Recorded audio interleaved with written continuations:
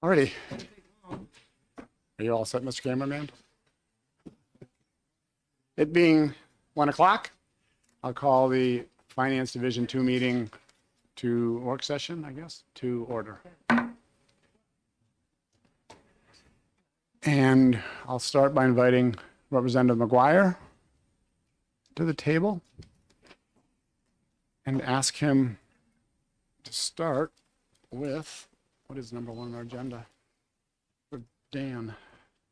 Thank you, Mr. Chairman. I think I'm here for 2 of your items. You are. Okay. What are the 2? Page 8. You're going to start with Love New Hampshire Lakes? Why not? We have a lakes person here. Perfect. If you had any lakes-related questions. So this is a bill that passed on consent this week, and by Representative Rung, who's a member of my division, and she asked us to include it into House Bill 2. She asked us too late for doing it in Division 1, so it's a request for you. It's kind of a joint Division 1, Division 2 thing because it's about license plates. It creates a new kind of license plate and called the Lakes number plate. And what the money goes to, though, is to cyanobacteria fund, which is helps lakes get rid of cyanobacteria. And so it's pretty straightforward. Bill, like I said, passed on consent, and she would like it to be included, and so would I. Any? Representative Popovich. Since this seems to be a rather non-controversial topic, I may as well make a motion to adopt Amendment 1406H to HB2. A second?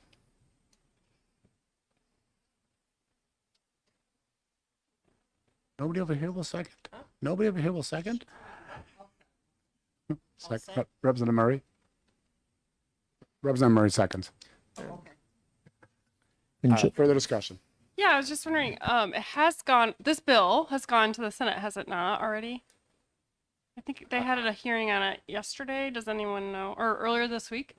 Yes. Yeah, Mr. McGuire, or Representative McGuire, do you happen to know what the comments were in the Transportation Committee in the Senate? I don't. No. But it doesn't preclude us from including it in House Bill 2, and it just gives it a little more oomph in case the Senate decides they don't like this bill. We can then argue it again in the Committee of Conference. Further discussion? Okay. Seeing none, Madam Clerk, when you're ready. Oh. Okay, all in favor, show of hands. 7. Any opposed? 8. Sorry. Yes, you are, Chairman. I apologize.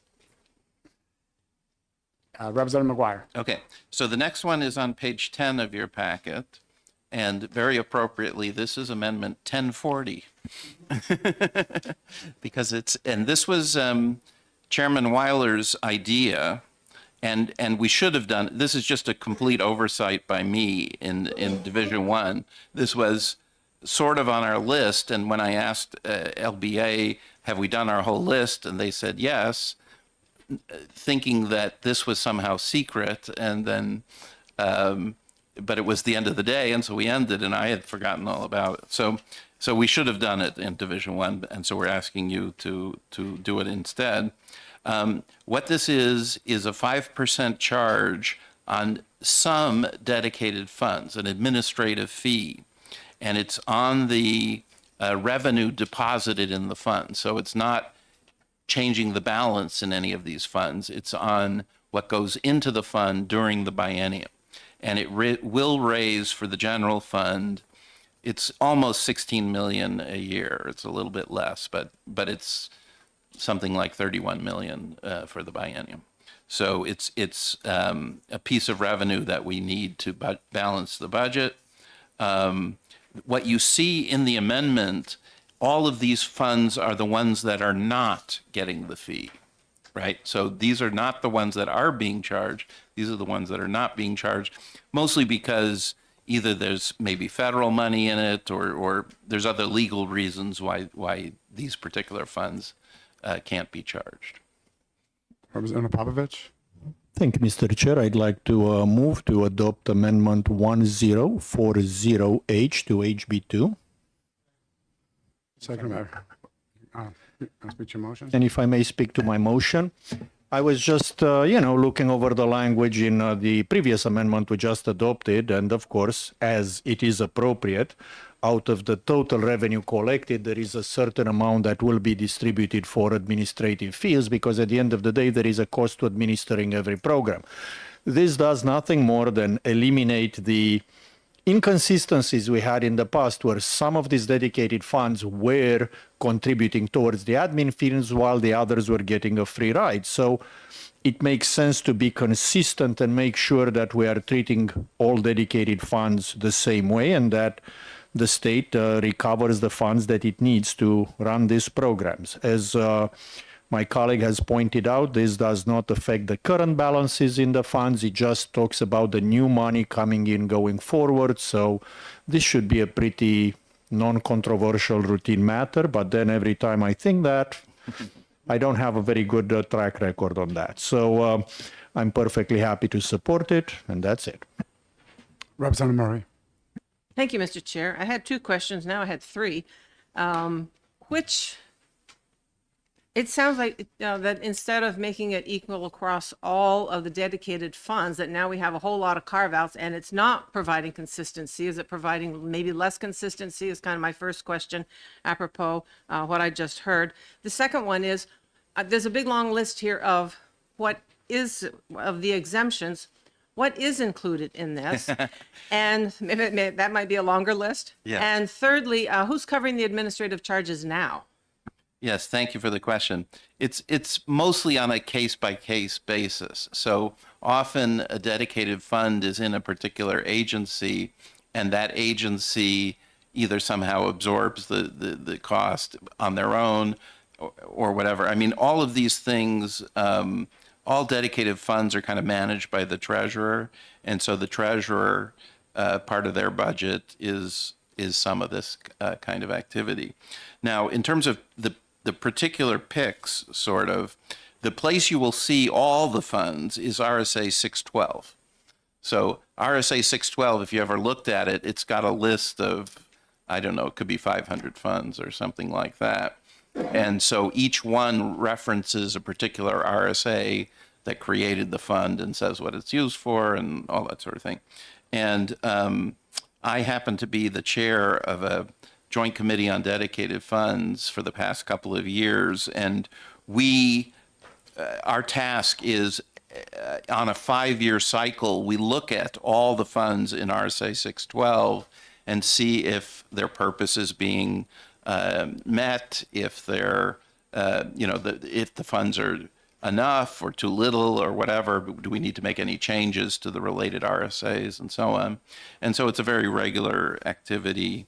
And this particular list is there because, for whatever reason, usually because it has to do with federal funds, or sometimes there are dedicated funds that are maybe bequests, for example, and it wouldn't be appropriate. So, things like that. So there's all kinds of reasons why any individual fund shouldn't be there.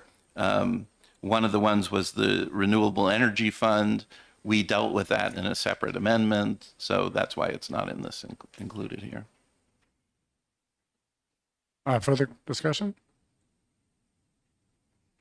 No? All right. Are you ready? All those in favor, raise your hands.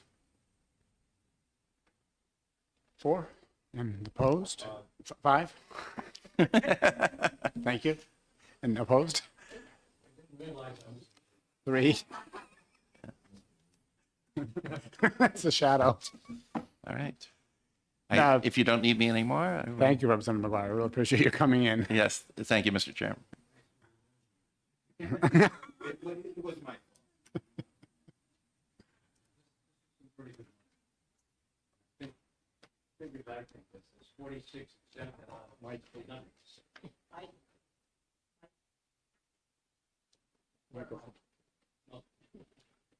I think it's 46 exemptions out of 306. Mr. Landrigan?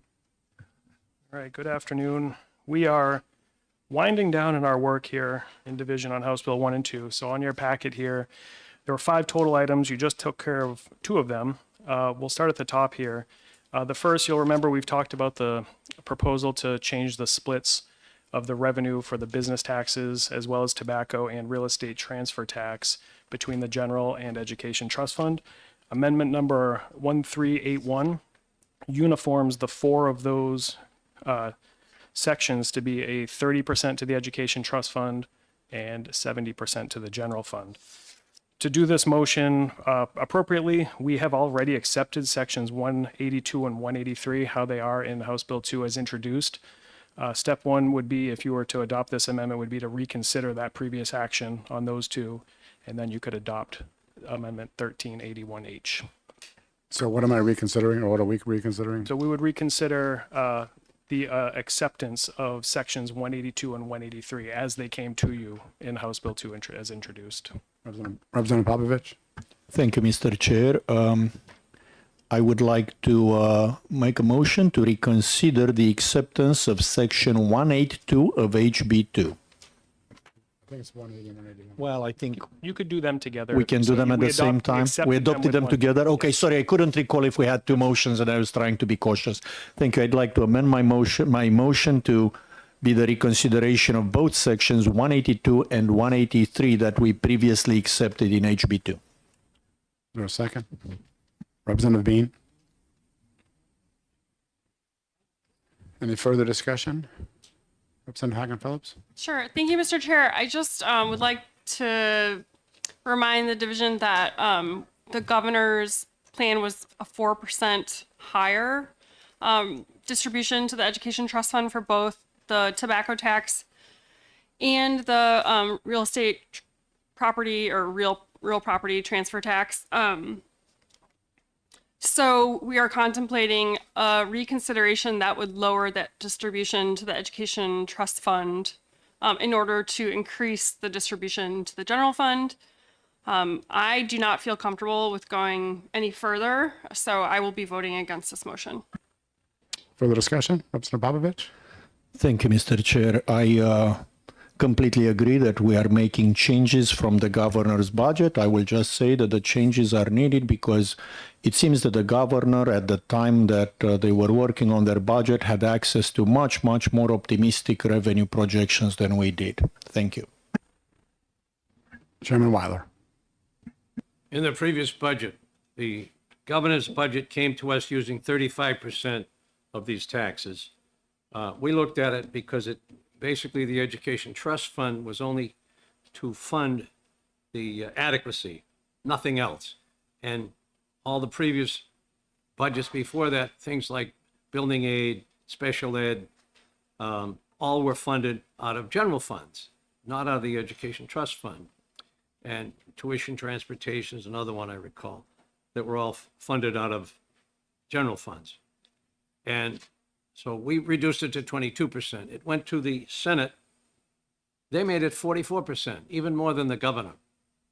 And it left us with a big surplus that we couldn't use anywhere else in the second year of the budget. It made it very awkward to try to fund some of the other things that people voted for in the House by tying up that money in education trust fund when they'd already spent more than we had on education. And they spent it everywhere they could and couldn't use it up. So it was made everything difficult. So it's better to have this education trust fund be only what is needed basically for the minimum things in education, since we'd always, everything else was funded from general funds. So it's not necessary to have more than that going into the general funds. It makes it difficult to balance the rest of the budget. And remember, we have an $800 million deficit between what the governor presented and what Ways and Means told us we could spend. Further discussion? Representative Droyd? You all set? All right. Okay. Can you do a roll call when you're ready?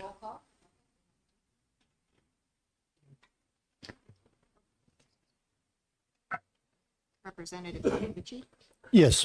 Representative Bean, Yes. Representative DeRoy, yes. Chair Weiler, Yes. Representative Murray.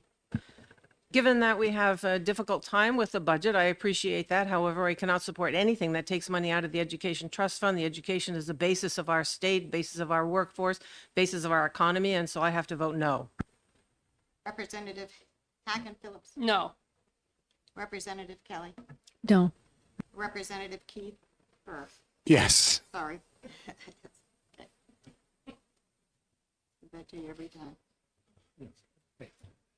7-3, the motion passes. Representative Popovich? At least you're a representative. So, Mr. Chair, I'd like to make a motion to adopt the current amendment 1381H that will modify sections 180 and 181 of HB2 in regards to the business profit tax and business enterprise tax distribution of funds. Do I have a second? Representative Weiler? Chairman Weiler? Weiler, Representative Popovich? Thank you, Mr. Chair.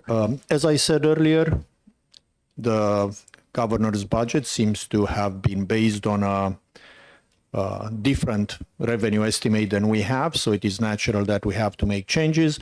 And since we do know the talking points that will be used for this item later, I just want to state on the record that this change does not change by $1 any amount that we spent on education. It simply talks about which pocket the money comes from. This being said, I'm sure there will be spirited discussions around this. Thank you. Further discussion? Representative Hacken Phillips? Yeah, just for those who are keeping track at home, the contemplated motion is to reduce the distribution of the business profits checks from 41% to 30% for each fiscal year for deposit into the Education Trust Fund, and then a further reduction of the business enterprise tax distribution from 41% to 30% into the Education Trust Fund. And then the two additions at the bottom of the amendment include the contemplated reconsideration motion that we just made. Further discussion? Chair Weiler?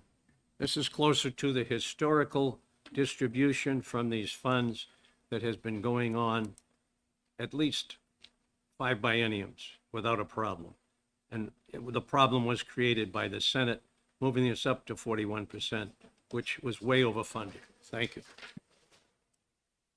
Representative Popovich? I would like to thank my colleague for pointing out that my motion does need to be amended. The amendment does cover sections from 180 all the way to 183. I mistakenly said 180 to 181. I apologize for that. So I'd like to so amend my motion. Chairman, there you go. Yep. Further discussion? Okay. Roll call? Do a roll call again when you're ready.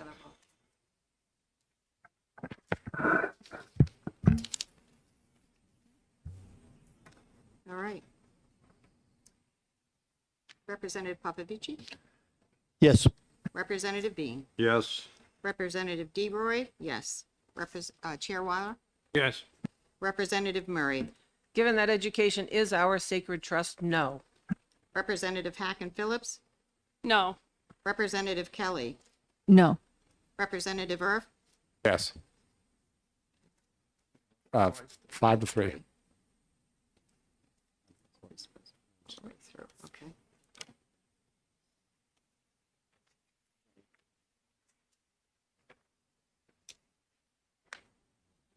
All right.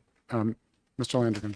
The next item is House Bill 2 Amendment 1413H, appears in page 3 of your packet, and this is the language from House Bill 741, which is relative to open enrollment and student attendance in public schools. This bill has passed the House and is on its way to the Senate. Representative Popovich? Thank you, Mr. Chair. I'd like to make a motion to adopt Amendment 1413H to HB2 concerning school attendance, open enrollment. It's the language of HB 741. Thank you. Do I have a second? Representative Bean? You wish to speak to your motion, Representative Popovich? Briefly, yes.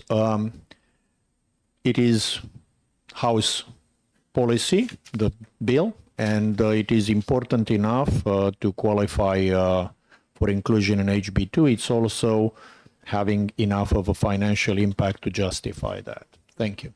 Further discussion? Representative Hacken Phillips? Yeah, just for the division's reference, this bill HB 741 was passed out of committee on a party line vote. It did reach the floor of the House. The amendment did pass on a voice vote, but the to pass amendment with the amendment vote, which I believe was that yesterday? Oh my gosh, my life. Sorry, yesterday, was also pretty close to party line vote, but it did have some bipartisanship. It passed 198 to 174. So I think that's a good frame of reference for discussion, to note that there are members of both of our parties who do not agree with this policy. Further discussion? Okay, not seeing any. Roll call? Okay, so when you're ready. Okay. Just ask. It's polite. Okay. Whenever you're ready, yes. Garcetti? Or Representative Popovich? Yes. Representative Bean? Yes. Representative DeRoy? Yes. Chair Weiler? Yes. Representative Murray? Given the Democrats on the Policy Committee for Education oppose this, we vote no. Representative Hacken Phillips? No. Oops. Almost put you in the wrong one. Representative Kelly? No. Okay. Chair Earth? Yes, 5-3. thank you. Representative Landigan. Mr. Landigan. What's the matter? Where did I do this thing? Our final item in the packet is on page 13, relative to the funding for the University System of New Hampshire. What this change will do is reduces the appropriation per year to the university system by $40 million of general funds. And you'll see also reflected here is the increase of use of the unique dollars that this committee had already approved in a House Bill 2 amendment earlier of $15 million for a net reduction of total funds of the governor's recommended budget of $25 million per year. Representative Popovich. Thank you, Mr. Chair. I'd like to make a motion to adopt the USNH budget change proposed on page 13 of the current tracking sheet, which is reducing their operating budget by $25 million a year through the budget, through the 2-year term. Is there a second? Representative Bean? Representative Popovich. Thank you. And again, I know this will probably be reasonably well discussed, so I will very briefly say that we've tried as hard as we could through the last 2 months. We've been working on this budget to find every other cut, us and the other divisions. We've tried to find every source of revenue that would help us decrease the need for reductions. But at the end of the day, the only way to make, the state budget overall be responsibly balanced is through this reduction. We regret that it is necessary, and we'll do our best to bring this back to normal in a future budget. And we are also hoping that the Senate may find additional funds. But at this point in time, those are the revenues we have, and that is what requires this unpleasant change. Further discussion, Representative Murray. Thank you very much, Mr. Chair. This is not a necessary cut. We know UNH is an incredible partner. The whole university system is an incredible, is an important element to our state. It provides workforce. I think there are thousands of students who will stay in New Hampshire with good paying jobs due to the university system, all 3 campuses. It impacts our demographics. It impacts our economic power, our sustainability, our ability to grow our economic power. I think that this is an egregious cut. It is morally wrong. It is totally unjustifiable to me. I think it is fiscally irresponsible, and it is our job to be fiscally responsible. I would propose, since there are other places to cut, there is other funds to be had. We are expanding the EFA program for several million dollars. This is a program which is not very popular in the state at all. We've had a list of many, many communities who oppose this voucher program, who do not want to see it expanded, and who would like to have some constraints around it. And we have a university system which is blooming and doing really, really well. I think that we can have that to find there are other cuts. We can take the money from the EFA program and move that toward to help support the university. Instead of supporting a program that is not a popular program in the state and cutting a program that is vital to the economic health of our state, we oppose this motion. We support maintaining the education freedom accounts or the voucher accounts at their current level, which I think is very generous. And we do not support in any way cutting the university system. It is the lifeblood of our community. Representative Popovich. Thank you, Mr. Chair. I don't think anybody in this room disagrees with the importance and the value of UNH.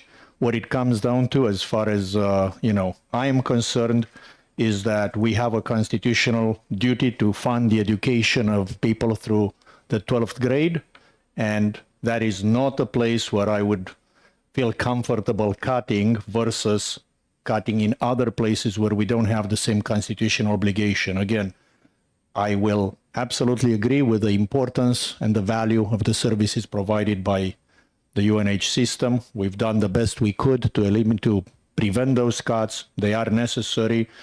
And, had other cuts been found or other sources of revenue found, we would have hoped to avoid it. That was not possible. And God knows we've been working for 2 months and we've been here 5 days a week trying to find that. So we've done the best we could.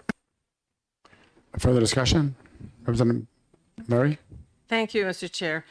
In the face that every other agency, every other program, it seems, is cutting, I think it is just utterly bizarre and irresponsible to expand a program that is not popular throughout the state. At the same time, I think that it is egregious, and I said unjustifiable and irresponsible, to cut a program that is significant to the health of our community and the health of the state. Further discussion? Representative Kelly? Thank you. I want to remind the committee that when USNH came in at the beginning of March and presented us with their recommendations, they also included for us to read a letter from the BIA. And I'm just going to read a little bit from it. As you prepare for the upcoming budget discussions, the Business and Industry Association of New Hampshire asks that you consider the significant impact that state funding for the university system of New Hampshire has on the strength and vitality of our state's respective businesses, workforce, communities, and the future of New Hampshire. USNH reminds, BIA reminds us that USNH consistently attracts 13,000 students to our state each year, that their partnership, USNH, with our businesses and their programming fills the workforce gaps and provides internships that make graduates 2 times more likely to remain in our state and build careers. So I just want to remind you that they brought us this letter, that it's very important to the economy of our state, to retaining our young folks when they graduate. I just think this is an awful cut to take. As Representative Murray said, the EFA program does not need to expand, in our opinion. Thank you. Further discussion? Are you want me to call you? Representative Murray? Thank you. It says if you consider all the things that we've been hearing, we're not just cutting the university system. We are cutting our workforce. We are cutting the population of young people who can stay in the state. We are cutting the number of people who can afford to buy housing in the state. All these things are supported by the university with their good work at the university and in preparing students for the workforce and to stay in New Hampshire. The cut of this sort of a cut ripples throughout the entire state. You needn't be. Representative Popovich? I really want to thank my colleague for reminding us about that letter, which we all have read and kept in mind through months, but it is always good to have it on tape because not everybody who may be watching this may be aware of it.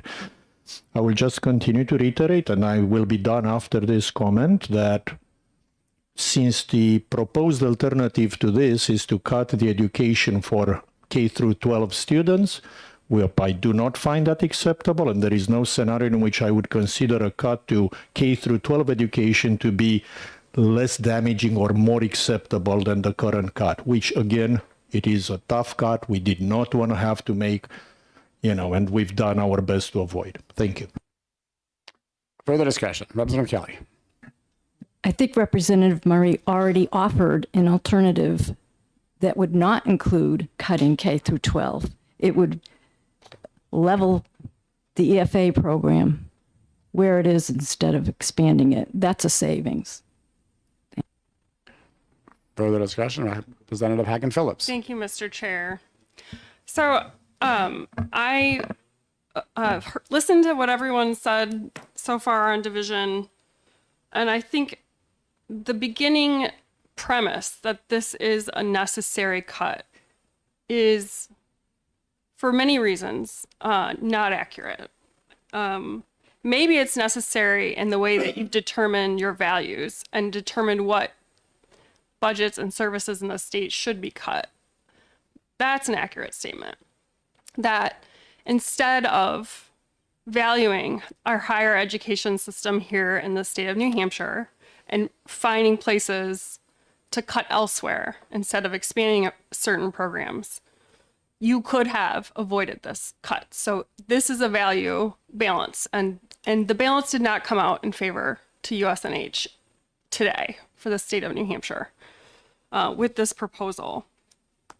So when I think back to, what it is that USNH provides our state, I echo my colleagues' statements that USNH is critical to the state's workforce.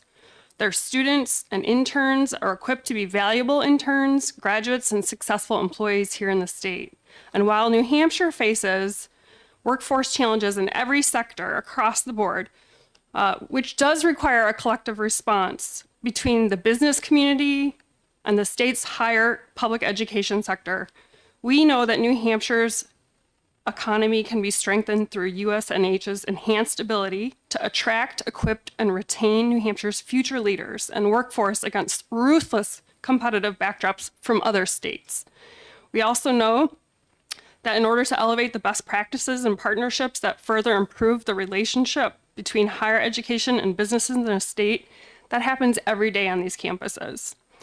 But they propel forward the research and the academic innovation and business innovation that meets evolving economic needs here in our state and supports many industries. This is not a singular or siloed effect. So, some key facts to remember here is that USNH, because of the continued support that the state has given them, after 12 consecutive years of New Hampshire undergraduate enrollment, has in fact declined. And that is something that the USNH system is well aware of. But this past fall was the first time that the number of students enrolling in these institutions increased in quite some time. So it's large part due to the public-private ecosystem that I was just describing to you across the state and across the university system. I think it's important to remember that there's an emphasis on collaborative partnerships that work with businesses to inform curriculum, coursework, and certificates. So this is a pretty intertwined system. Now, New Hampshire has supported the system over the past 6 years by allowing the university system to freeze tuition levels. But, that is not going to be something they can sustain under this type of cut. Furthermore, another $25 million per year cut is really crisis level contemplation for the university system, I'm sure. So, whereas 3 days ago, I think students were probably worried about their tuition increase, whereas now they should be really concerned whether or not their campuses can stay open. So I think what you're contemplating here, the decrease in state support is really going to force the system to reevaluate their footprint in the state. And, I'm really, really disappointed to see that happening here, because we know the workforce of tomorrow in our state is dependent upon this system attracting and retaining students or bringing students back later in life to our state. And I just think it's such a, I wrote on my notes, we're shooting ourselves in the foot here. When you cut off the pipeline of future nurses, future teachers, future workers, like highly, highly specialized workers, I'm thinking of like the Keene State, manufacturing, specialized manufacturing. I'm thinking of Plymouth State's meteorological program. I'm thinking, these systems are incredible. And when you cut that off with funding cuts as deep as this, you're really hurting not just the immediate regional, economic drive and engine in that space where those institutions lay, but you're also cutting off future ability for our state. I mean, you're going to talk about unemployment. You're going to talk about, frankly, the demographics. Who's going to take care of the aging population if there are not graduates who are living in our state and filling the jobs that we need to care for this aging population? I just think it is so short-sighted to, when I think about balancing the values that our state should be prioritizing by cutting off our immediate future and our long-term future by not properly funding the system. It's really a disappointing statement. And I really hope that, the public at large sees this and understands what that value is. Further discussion? Representative Popovich, Representative Chairman Weiler. Is there any member of this committee who was a UNH graduate? Thank you. Representative Kelly. My son did graduate from Keene State, did very well. I imagine there's others here who have family members. My daughter graduated from UNH. Representative Popovich. Thank you, Mr. Chair.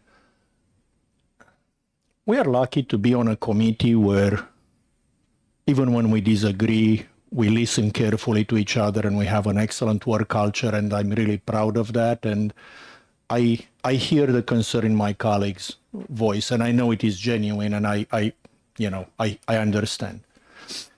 But I seem to have a bit more confidence in UNH's ability to withstand this very tough challenge. I agree it's tough. Nobody's trying to say that this will be easy. But I want to remind everybody that way before I was ever in the legislature in the early 2010s, we did have a much more severe cut that UNH received during a previous budget process. And they survived. And it was a bad, tough environment, but they made it through and they learned from it. And they're in a much better position today to survive a much smaller cut. We've been working to increase their endowment. We've spent 2 months trying to avoid a cut of this size, and we just ran out of time and the revenue wasn't there at the time. But again, while this is a tough challenge for UNH and we understand that, they are equipped to survive it. They survived much tougher challenges, and I do believe that 2 years from now, when we look at the impact, we'll find that while this was not good news, it was nowhere near as bad as a scenario as people think it is right now. But again, none of this is to say that the concerns are not valid. It is just to say that we are probably evaluating them a bit differently, and I always respect different points of view. Thank you. Representative Kelly. Thank you. I believe that was the 2011 budget, and I believe that the state is still trying to recover from some of the damage that was done at that time. Thank you.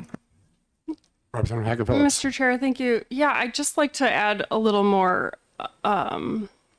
perspective to that historical record. I think when you talk about the 2011 reductions that the university system did survive through, and where they are today is a completely different USNH system and footprint than prior to that.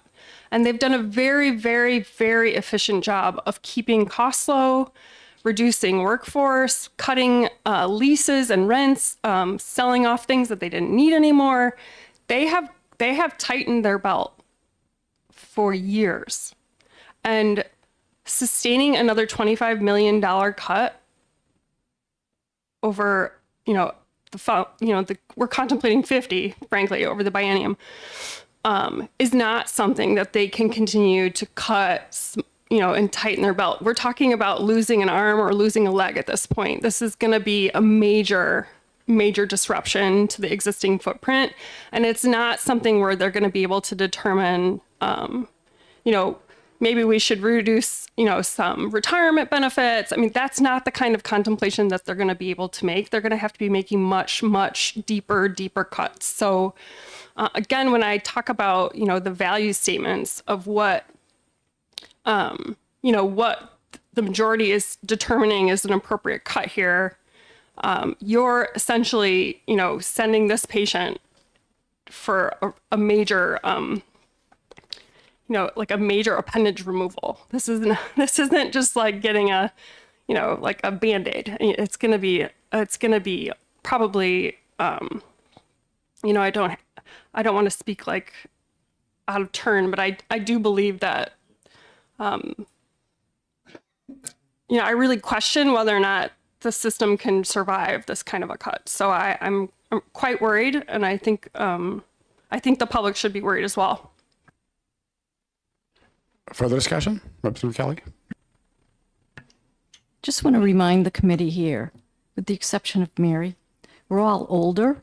Some of these problems maybe my kids have already been through college, but the message that we're sending to the younger generation is that we don't value them, and we don't value their staying in our state and building our state. We're not going to be around for a lot of that. So what are we doing to our state? What are we draining? Brain drain. It's just it's not wise. And since we are collectively older, I think we should act in a wise position for the next generations. Thank you. Representative Popovich. Thank you. Honestly, I don't really know what our ages or the ages of our kids have to do with anything, because none of us is here to represent ourselves or our families. We are here to represent our towns and our state as a whole. So if anybody lets their age or whatever, interfere with that duty, they shouldn't be in this room in the first place. So that we'll just, try to move on from. But again, our appreciation of UNH has been darn visible in the past. We kept increasing as much as we could their budgets. We kept giving them what we could. This is a tough budget year. Okay, what changed is not our appreciation of UNH from the previous years where we've, kept increasing their funding. It is the financial circumstances of the state as a whole. And I have refrained up to this point from discussing the previous year's budget, and I will continue refraining from that for now. But let's just say that the state budget passed by the House was a much more responsible one that would have probably helped us avoid such cuts, but it got changed later in the process. So we are paying for some of the decisions made that I disagreed with, but I'm one person out of 400. So I think we're in a good place in terms of the discussion. I obviously am very keenly aware of the sharp differences between ourselves. I respect them, and I genuinely believe that time will tell whether one side or the other was closer to their projections. I hope, that we'll be comfortable with this decision 2 years from now. Time will tell. Thank you. Representative Murray. Thank you again, Mr. Chair. We do represent all the states of the state and our constituents, as all our colleagues are saying here.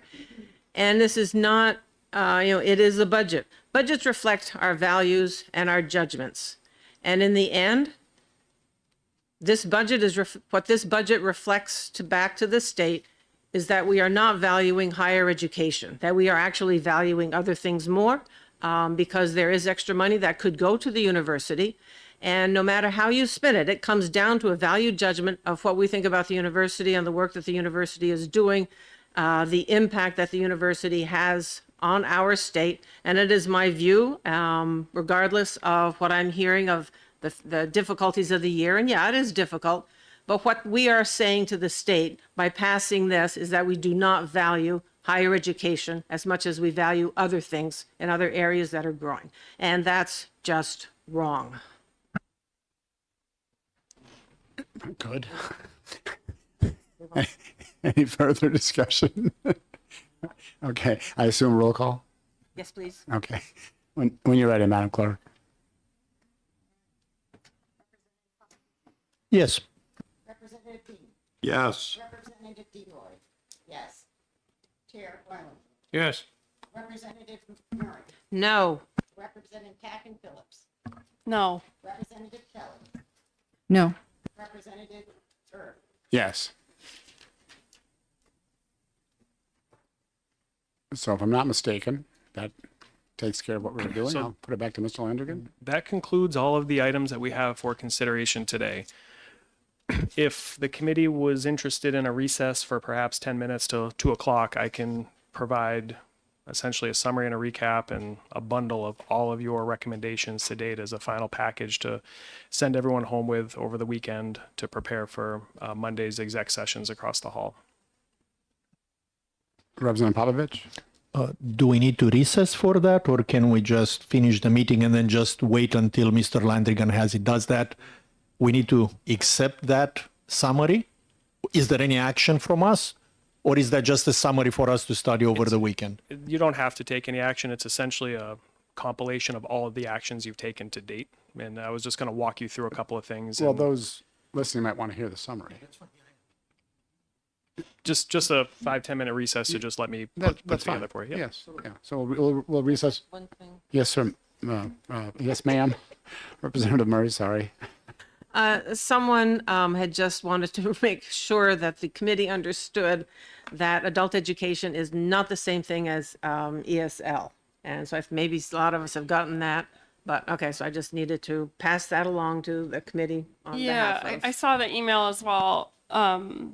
There was a teacher from Nashua who mentioned via email to the division that our vote on the adult programming at the top of the worksheet from the other day, in committee, it was explained to us that this was a program for English language learners who were adults. But the teacher noticed that, via email that no, in fact, it's for adults who are trying to get their high school diploma. So it was not an English language learner issue. Thank you. I do believe actually some of the courses include that. However, just to clarify what we did the other day regarding the adult education program, there are there's 2 accounts and a grant account that are related. The one that we voted based on the recommendation of the department to reduce, to eliminate, is the one that does not have, it's the non-state match account. There is also a state match account, which is still in full existence and still fully matched.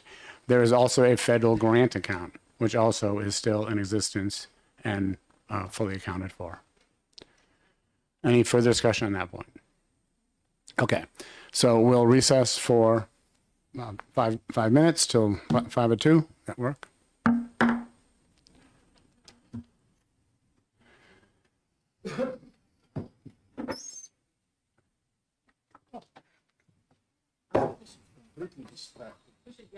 So, would you be okay?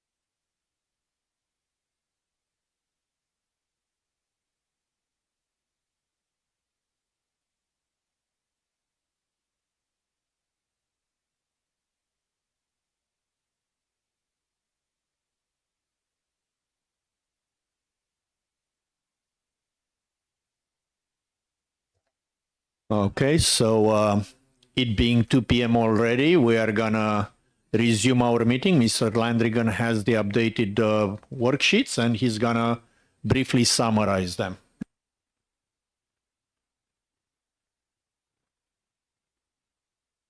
Okay, so it's a Friday afternoon and the sun's out and you guys have had a long week, a couple of days, I know. So I won't take much of your time here. So what I just, Mickey, you don't want to stay and hang out with us anymore? I'll stay and hang out. You're welcome to join me. I think he's trying to save his energy for the next stage. So in front of you is a very thick document, about 68 pages, that is essentially a compilation of all of your recommendations to date. And hopefully I got everything. Feel free to look over this through the weekend. If you see something that's like, wait a sec, I'm not sure we approved that, or hey, something's missing, I thought we did, please reach out to me. So similar format that you're used to seeing.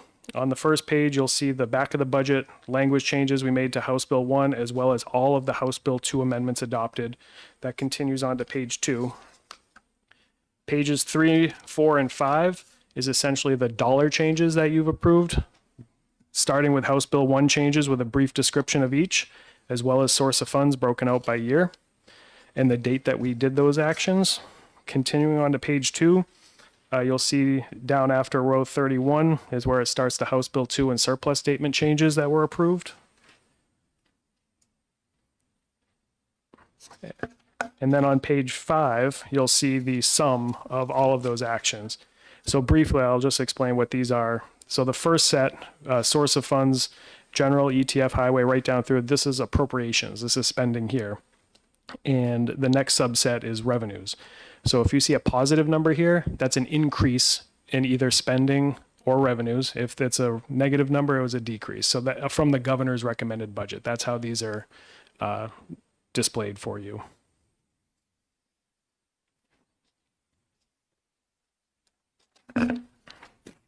The next 3 pages are the surplus statements. And you notice I do have draft watermarks on here. I will be looking over these myself over the weekend. So if I notice anything out of whack, I will fix it for next week. But the surplus statements for the Education Trust Fund is on page 6, and Highway on page 7, and Fish and Game on page 8. The rest of this document is just all of the actual amendments themselves to House Bill 1 and 2. I'm happy to go into any of this with you, answer any questions. If you're tired and want to get home after a long week, I won't be offended if you want to just call it a day. It's your call. It's if anybody has questions, by all means, feel free to ask them while Mr. Landrigan hasn't run away yet. Can I Representative just DeRoy? say, I am so impressed with everything that you've done and all the help that you have given us to make sure that we have been able to coordinate this appropriately. It has been a godsend. Yeah, that's why I turned my mic on. Representative DeRoy, I was going to say thank you, Mr. Landrigan, for your close attention to detail and for keeping us on track. Thank you. Sorry for looking to the left first. It's unusual for me. But obviously, I'm sure it is. And seriously, we depend so much on staff, and people don't really understand how much work they do and how much of what we do wouldn't actually, anything we do wouldn't be possible without them at all. So I'm really grateful to not just Mr. Landrigan, but all the other people in the LBA and in the support staff everywhere. I know that, they've done their best to give us all the resources we need to make the best decisions possible. And seriously, any other than the nice things to say, if anybody has any questions, this is, last call for alcohol. Mr. Chairman Weiler.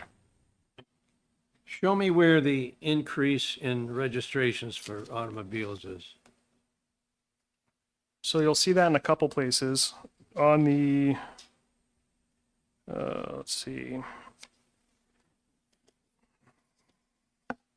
So on page 4, you'll see it on line 35 as highway fund revenue, $15 million increase in fiscal 26, Okay, good. 30 in fiscal 27. And if you go to the highway fund surplus statement itself on page 7, you'll see it carried there on line 13. And you can see how that plays into the overall balancing of the highway fund. Yeah. Thank you. Representative Naroy? I cannot remember, did we get any fee increases for Fish and Game? So for Fish and Game, we increased a couple of fees on their dedicated accounts, Okay. 2 dedicated accounts, with that fee increase amount going to the Fish and Game Fund. So if you go on page 8, you'll see that reflected on line number 8, dedicated account fee increases to Fish and Game Fund. So $383,000 and $765,027. What a memory you have. I know, this is wonderful. Thank you. Oh, anybody else? Okay, then I think it's time that we adjourn this work meeting. I want to remind everybody that we do meet in full committee on Monday at 10 a.m. And, I'm sure we'll have a very pleasant weekend going through all this and preparing for Monday and Tuesday. So I'm going to wish everybody a great time, and we'll see each other on Monday. Thank you.